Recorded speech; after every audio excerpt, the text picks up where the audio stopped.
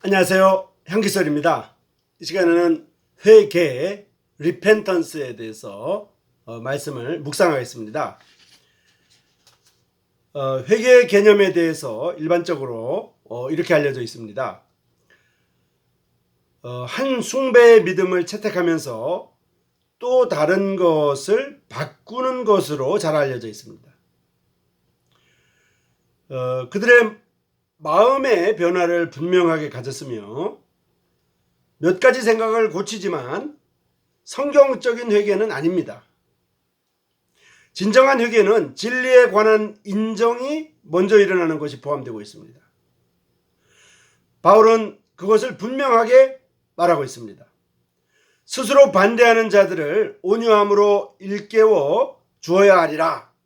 혹시 하나님께서 그들에게 회개를 허락하사 진리를 인정하게 하시리니 디모데후서 2장 25절에 나와 있습니다. 회개는 내가 그릇된 것에 절대적인 인정을 하는 것이고 하나님이 옳다는 것에 전적인 고백이 될 것입니다. 사람이 죄를 범했다는 고백은 반드시 회개는 아닙니다. 회개는 죄를 버리는 것을 포함하고 있지만 거기에 대해서 대항하는 것을 말합니다. 바로가 죄를 범했다고 인정했던 것을 주목할 수 있습니다. 그러나 아무것도 변한 것이 없었습니다. 발람도 동일했습니다. 자기가 죄를 지었다는 걸 고백했지만 아무것도 변한 것이 없었습니다. 사울도 마찬가지입니다. 사울도 그가 죄를 범했다고 많이 고백했지만 자신이 유감스럽게 느낀 것보다 더 중요하게 보이지 않았습니다. 아무것도 사울도 변하지 않았습니다. 그것은 회개가 아니었습니다. 사람들은 그것들이 결과를 줄이거나 끝낼 것이라고 생각을 하면 죄를 인정하는 데 재빠릅니다. 그런데 불법 행위에 대한 양심의 가책이 없을 뿐만 아니라 그것들에 의해서 붙들리게 된 것을 유감으로 느낄 뿐입니다. 진정한 회개는 개인이 했던 것에 대한 모든 책임을 받아들이는 그 개인에 의해서 표시됩니다. 가인은 내가 무엇을 하였느냐고 물었을 때 그것에 대해 그 자신을 동의할 수가 없었습니다. 진정으로 회개한 사람은 회개의 삶을 살아갑니다. 그가 잘못했을 때 그는 하나님과 그 밖에 포함될지도 모르는 다른 사람들에게 기꺼이 그 같은 것을 인정하고 고백할 것입니다. 다윗이 가장 아름다운 회개에 대한 사례입니다. 사람은 사람의 죄를 언급하기를 주저합니다. 밧세바와 가진 간음 사건입니다. 이것은 우리가 사무엘하 11장 12장에서 읽을 때 그의 죄를 은폐하기 위해 그녀의 남편 우리아에 관한 살인사건이 뒤를 잇고 있습니다. 그것은 선지자 나단이 그에게 가서 하나님 앞에서 그의 범죄에 관해 말하고 있으며 그것이 그의 회복으로 이끌었던 것은 하나님 앞에서 참으로 회개하고자 하는 그의 마음이었습니다. 시편 51편은 그의 감정을 잘 나타내주고 있습니다. 다윗은 말하기를 오 하나님 당신의 사랑과 친절에 따라 내게 은혜를 베푸소서. 이것은 오 하나님 나에게 자비를 베푸소서라고 이해할 수도 있습니다. 자비는 가족 형태의 단어입니다.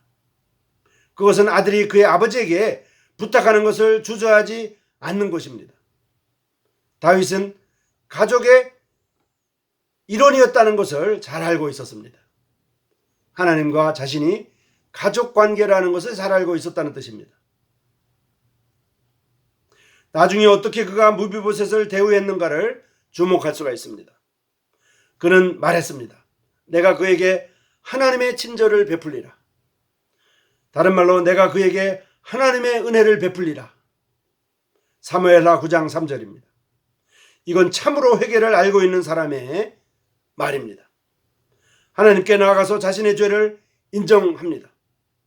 내가 내 범죄들을 시인하오니 내 죄가 항상 내 앞에 있나이다. 내가 오직 주께만 죄를 짓고, 시편 51편 3절과 4절입니다. 다윗은 말합니다. 내가 그 선을 넘었다. 그 선을 넘어버렸다. 그 단어는 종종 모반으로 이해할 수 있습니다.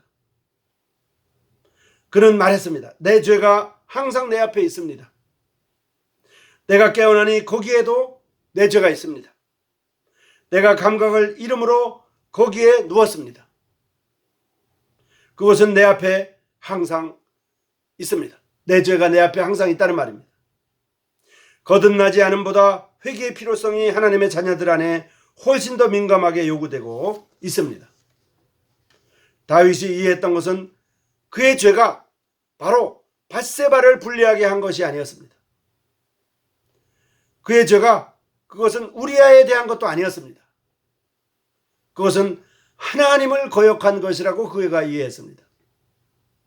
밧세바에게 잘못한 것보다, 우리아에게 잘못했던 것보다 하나님에게 잘못했던 것이 더 크게 보였던 것입니다. 그래서 그는 무엇이든지 그가 대가를 받는 것이 당연한 것이라는 것을 알고 있었습니다. 그가 하나님을 거역하는 죄를 범했다는 것을 정직하게 인정하고 있는 것입니다. 겸손한 이스라엘의 통치자의 모습을 상상해 볼 수가 있습니다. 그는 또한 자신의 죄의 본성을 인정했습니다. 보라, 내가 죄악 중에 출생하였으며, 시편 51편 5절입니다. 다윗은 그가 죄인으로 태어난 것을 잘 알고 있었습니다.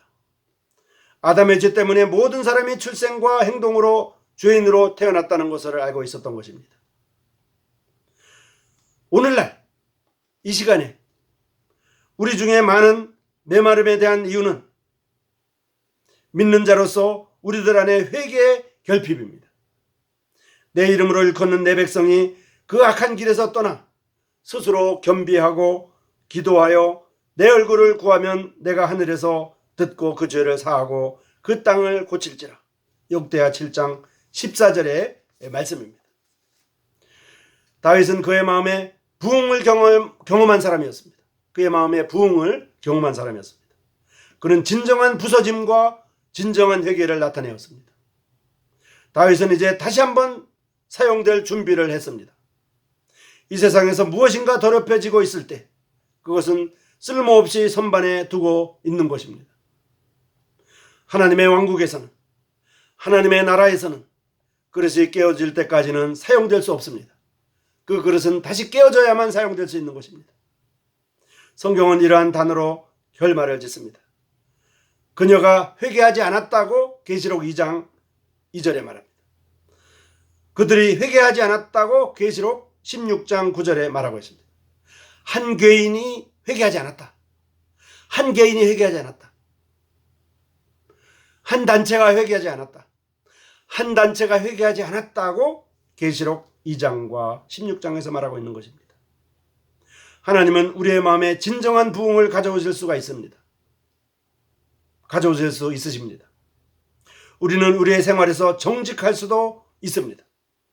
죄와 더불어 관계할 수도 있습니다. 우리는 우리 생활에서 정직할 수도 있고 또는 죄와 더불어 관계할 수도 있습니다. 자, 이제 오직 하나님께 영광을 돌릴 수도 있는 것입니다.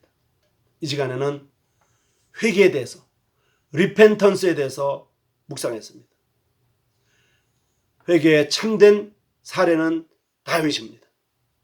오늘날 우리 마음에 구원받은 믿는 자들의 마음 가운데 구원보다도 더 귀한 덕목은 바로 회개입니다. 사울처럼 자기 잘못을 고백하고 끝나는 것은 회개가 아닙니다.